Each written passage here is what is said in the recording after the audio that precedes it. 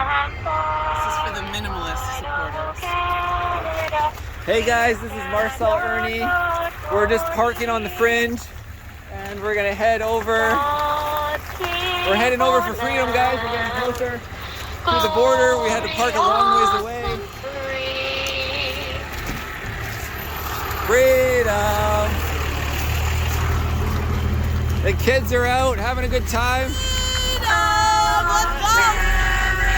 Woo. Wow, you guys, thank you. Oh my word, thank you. Awesome.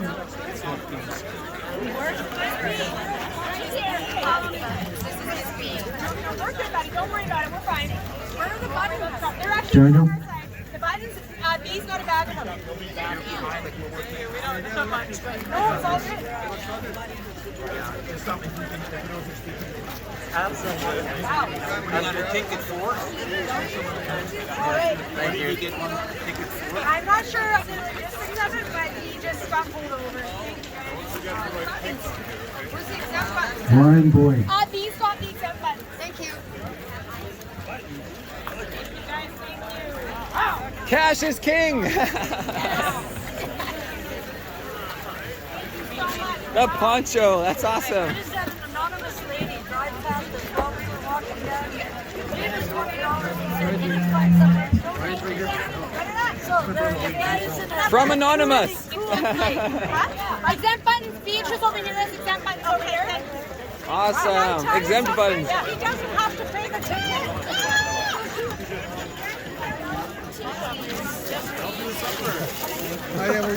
The resistance.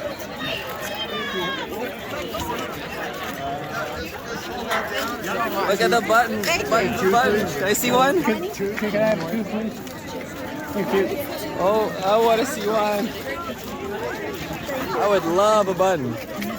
Just, sure, two. I'll give it to my friend. If there's anything extra, it's going to go towards helping with fuel. Hugs over masks, guys. Anything else? It's all going to go into the movement. We'll get the ticket page off first, and then we'll go, and the rest of it will go to keep this movement going, guys. Thank you.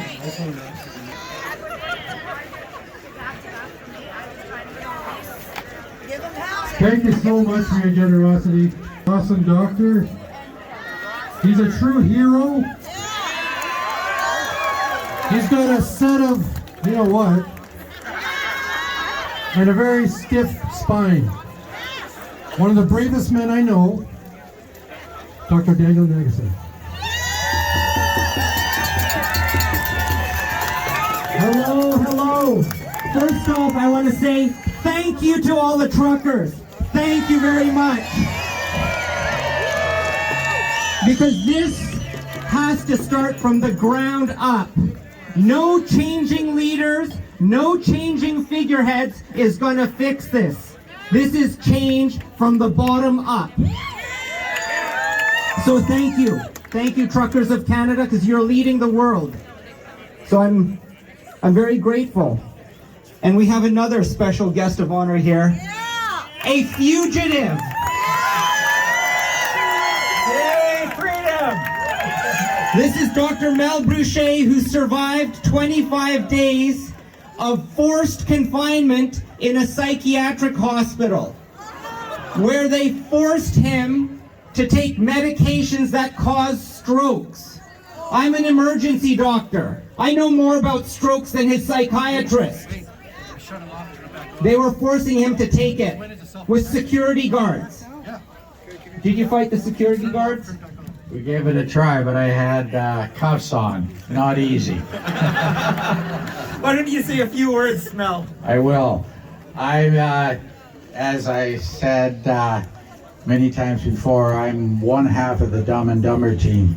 And we discovered that when we got together up here in the Okanagan. And you people need to know that you are very, very special. Not only are you the second largest truck tour in Canada, but you are becoming worldwide. And this is historic stuff. We are going to bring this thing down.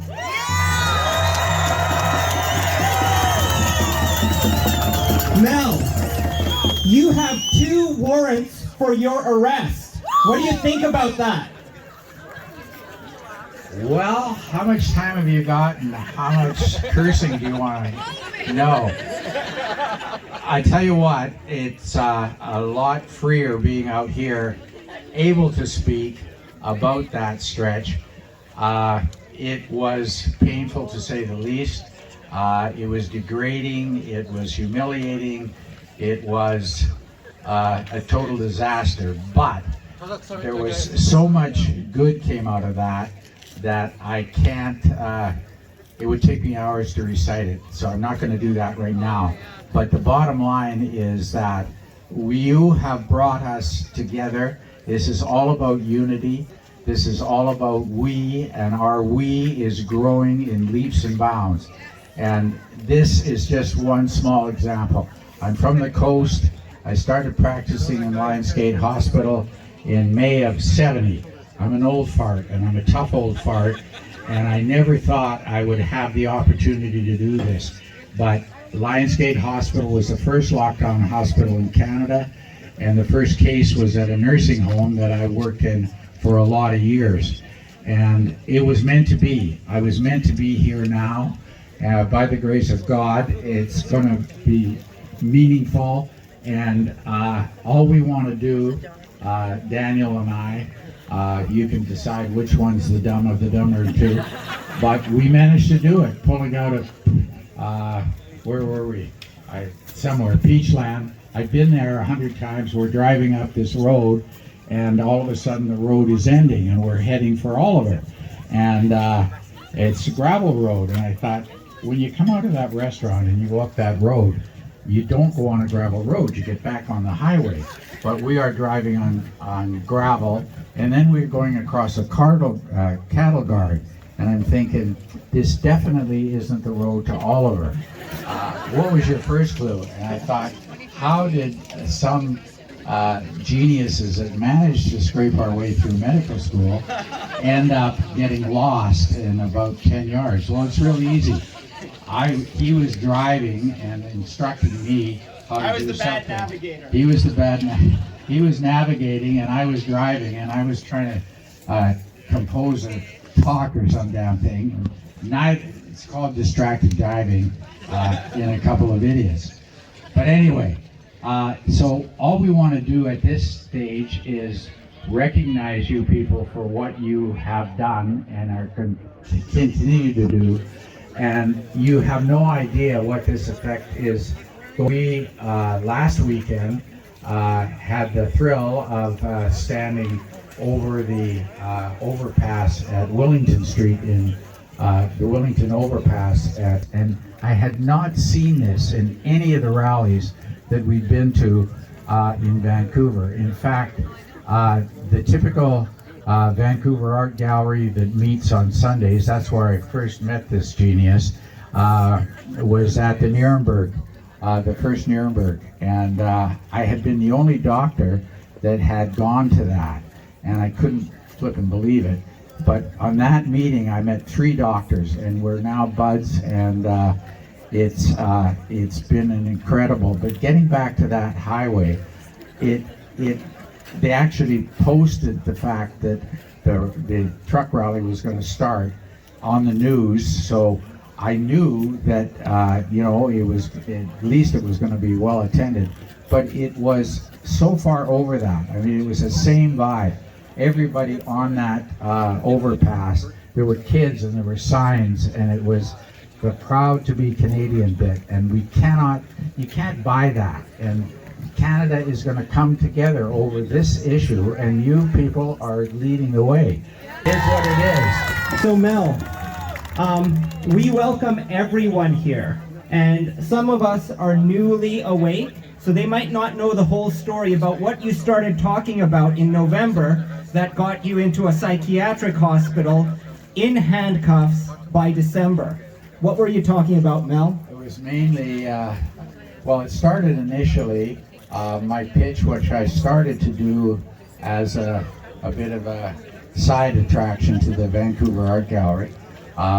One was I started at the Lonsdale Quay, and I was honoring basically the RCMP and the war vets because of what they did for us and had our back through the years.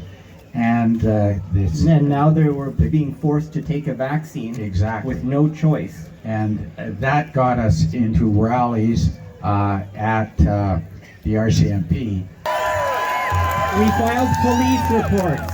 We filed police reports against Bonnie Henry and each of the executives at the British Columbia College of Physicians and Surgeons. And my happiest moment was when Dastardly Dick's name appeared on the form that I was filling out, because he, in my humble opinion, is probably the most evil. Standing on the road, Hello. I see their smiling faces saying, come along with me. Hey. Let's take back our country and be free. We got a long way to go, 5 days to get there. Canada united we are. From the east to the west, everybody's coming. Let's try to stand up. Hello, how are you? Good, yeah. Can I ask you a question? Sure. Do you feel any concerns about coming out to a protest like this? Did you think twice about coming out to a protest like this? No. You didn't have any concerns? No, we have to stand up for our rights and our freedom. There is no way that I'm going to. No fear at No all. fear. Yes. And what was the last straw for you where you realized we have to stand up now? I always realized right a long time ago, but it was